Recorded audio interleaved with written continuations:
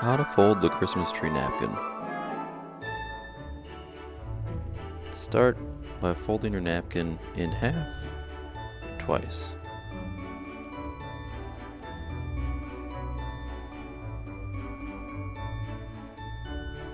Now bring the loose corners on the bottom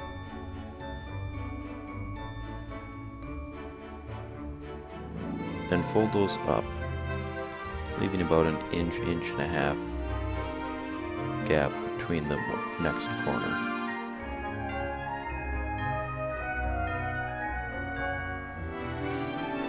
Continue that until you've done that to every one of the loose corners.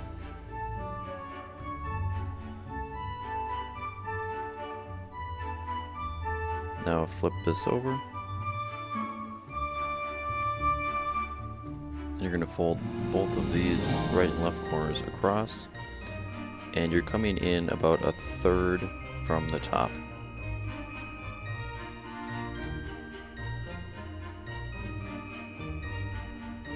Grab that and flip it over. Then you're going to take each of these corners and tuck it underneath.